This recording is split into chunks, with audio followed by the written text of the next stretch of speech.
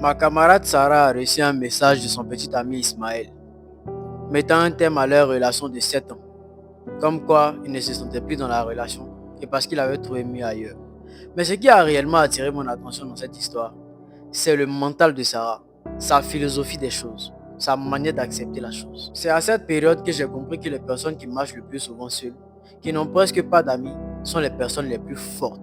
Et oui, ils sont forts. Pourquoi je vous dis qu'ils sont forts? C'est parce que ce sont des personnes qui ont pris le temps de se connaître. Ils se connaissent tellement. Ils ont des détails précis sur leurs qualités, leurs défauts. Ils connaissent leurs valeurs, leurs limites. Ce sont des gens qui ont vécu.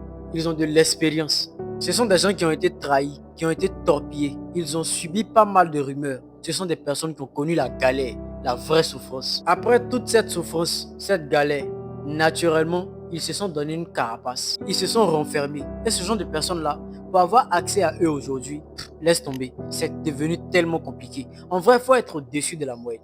Vrai, tu dois être exceptionnel pour y arriver. Ce sont des personnes que vous n'allez pas voir traîner dans n'importe quel endroit avec n'importe qui. Lui, il ne traîne pas avec tout le monde.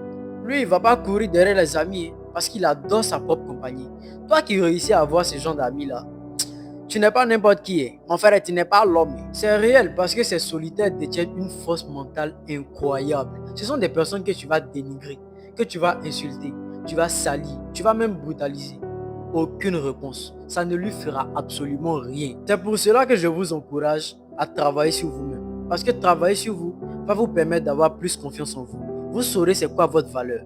Ça va vous donner des précisions sur ce que vous pouvez accepter ou pas. N'oubliez pas, travailler sur vous va vous donner un caractère. Ça va vous permettre de vous sentir spécial. En gros, ça ne s'explique pas.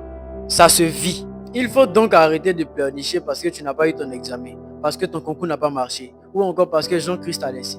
Nous tous on sait que ça fait mal, mais il faut adopter le mental de Sarah. Et dis-toi que peu importe ce qui arrive, le meilleur reste à venir. Ben Banks.